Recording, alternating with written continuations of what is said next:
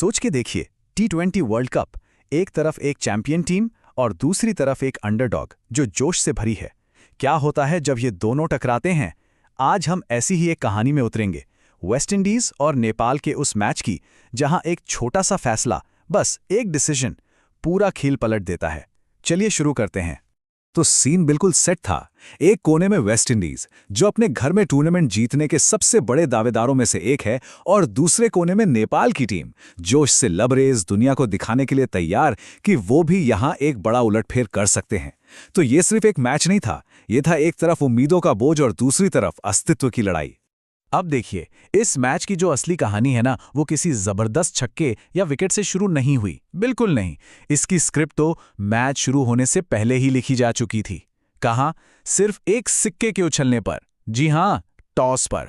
इससे पहले कि हम उस कैसे पर आएं, चलिए क्या हुआ वो देख लेते हैं। मैच था आईसीसी पुरुष T20 विश्व कप 2026। वेन्यू था मुंबई का वानखेड़ी स्टेडियम। और रिजल्ट एकदम एक तरफा। वेस्टइंडीज ने 9 विकेट से जीत हासिल की। तो अब असली सवाल यही है कि इतनी बड़ी जीत आखिर हुई कैसे। मैच की कहानी का पहला चैप्टर लिखा वेस्टइंडीज के गेंदबाजों ने। उन्होंने पहली ही गेंद से ऐसा जाल बुना कि नेपाल की टीम पावर प्ले में जैसे सांस ही नहीं ले पा रही थी। शुरू से ही उन्हें बैकफुट पर धकेल दिया गया था। लेकिन वही सवाल फिर से सामने आ जाता है, आखिर टॉस जीतना इतना इंपॉर्टेंट, इतना निर्णायक क्यों साबित हुआ? एक कप्तान का बस एक फैसला पूरे गेम का डायरेक्शन कैसे बदल सकता है? और इस सवाल का जवाब देखिए किसी एक्सपर्ट एनालिसिस में नहीं मिलेगा। ये मिलेगा सीधे विजेता कप्तान शाई होप के शब्दों में। उन्होंने टॉस के वक्त ही पिच को पढ़ लिया था। उन्हें लगा कि पिच में थोड़ी नमी है और इसका फायदा दूसरी पारी में गेंदबाजी करके नहीं बल्कि पहले करके उठाया जा सकता है। और उनका ये अंदाजा एकदम परफेक्ट निकला। और इस प्लान को जमीन पर उतारा वेस्टइंडीज के तेज गेंदबाजों ने। मैथ्यू फोर्ड ने आते ही टोन सेट कर दिया। फिर अनुभवी जेसन होल्डर ने दूसरे छोर से प्रेशर बनाए रखा। इन दोनों ने मिलकर उन कंडीशंस का क्या बेहतरीन इस्तेमाल किया। पावर प्ले में रन बनाना नेपाल के बल्लेबाजों के लिए एकदम नामुमकिन सा हो गया था।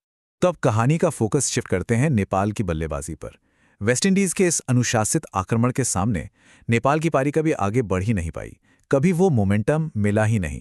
20 ओवर की मेहनत के बाद नेपाल का स्कोरबोर्ड क्या दिखा रहा था? 133 रन 8 विकेट के नुकसान पर। अब देखिए, आज के T20 क्रिकेट में जहां 180-200 आम बात है, वहां ये स्कोर वेस्टइंडीज जैसी पावर हिटिंग टीम के सामने आसान शब्दों में काफी नहीं था। और इस बात को नेपाल के कप्तान रोहित पौडेल ने भी मैच के बाद साफ साफ माना। उन्होंने कहा कि एक बल्लेबाजी यूनिट के तौर पर हम फिर फेल हो गए। सबसे बड़ी कमी साझेदारियों की रही, वो बन ही नहीं पाई। तो जहां नेपाल की टीम संघर्ष कर रही थी, वहीं दूसरी तरफ वेस्टइंडीज का रन चेज एकदम उल्टा था। 134 का लक्ष्य उन्होंने ऐसे चेज किया जैसे कोई नेट प्रैक्टिस चल रहा हो, बिल्कुल आराम से, बिना किसी टेंशन के।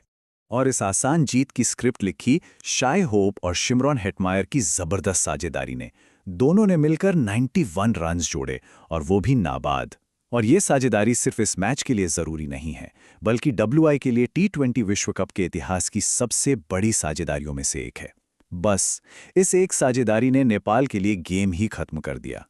व्यक्तिगत स्कोर की बात करें तो कप्तान शाई होप ने 61 नाबाद रनों की एक समझदारी भरी पारी खेली, और दूसरे छोर से शिमरॉन हेटमायर ने 46 नाबाद बनाकर उनका पूरा साथ दिया।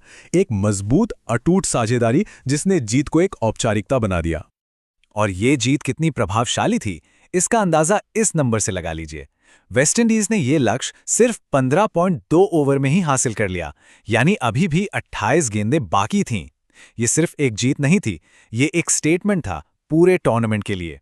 तो मैच के बाद जो खिलाड़ी इस पूरे एक्शन के केंद्र में थे, उनका इस प्रदर्शन पर क्या कहना था, आइए उनकी भी सुनते हैं। विजेता कप्तान शाई होप जाहिर है बहुत खुश थे। उन्होंने कहा कि ये बहुत संतोषजनक है, हम यहाँ यही करने आए थे। और उन्होंने अपने गेंदबाजों को खास श्रेय दिया जिन्होंने मैच की नींव रखी। दूसरी तरफ नेपाल के कप्तान रोहित पौडेल ने अपनी टीम की कमजोरी को साफ साफ बताया। उन्होंने माना कि जो बल्लेबाज 20-30 रन बना रहे हैं, वो उसे बड़े स्कोर में नहीं बदल पा रहे हैं, और उनके हिसाब से यही वो एरिया है जहां उन्हें सबसे ज्यादा काम करना है। प्लेयर ऑफ द मैच बने जेसन होल्डर ने टीम एफर्ट की बात की। उन्होंने खास तौर पर मैथ्यू फोर्ड की तारीफ की और कहा कि उनके शुरुआती स्पेल ने ही हमारे लिए लय तय कर दी थी। और उसके बाद हम वहां से तालमेल बिठा पाए। तो इस एक तरफा मैच का पूरे टूर्नामेंट पर क्या असर पड़ा? चलिए इसके आगे के परिणामों को समझते हैं। ये सिर्फ एक मामूली जीत नहीं थी, ये एक रिकॉर्ड तोड़ने वाला प्रदर्शन था। शाई होप एक इलीट सूची में शामिल हो गए। जीत के अंतर की बात करें तो ये WI की विश्व कप इतिहास की सबसे बड़ी जीतों में से एक है, और वो साझेदारी वो भी अब रिकॉर्ड बुक्स में दर्ज हो चुकी है। तो हर लिहाज से ये एक यादगार जीत थी। और इन सब का सबसे बड़ा मतलब क्या निकला? इस एक जीत के साथ वेस्टइंडीज ने आधिकारिक तौर पर सुपर 8 में अपनी जगह पक्की कर ली। उनका सफर जारी है, लेकिन वहीं दूसरी तरफ इस हार के साथ नेपाल आधिकारिक तौर पर टूर्नामेंट से बाहर हो गया। एक टीम का सपना आगे बढ़ा और दूसरी का यहीं खत्म हो गया।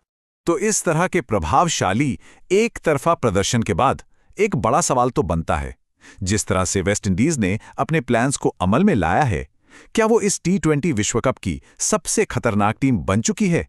क्या उन्हें रोकना अब किसी के लिए आसान होगा?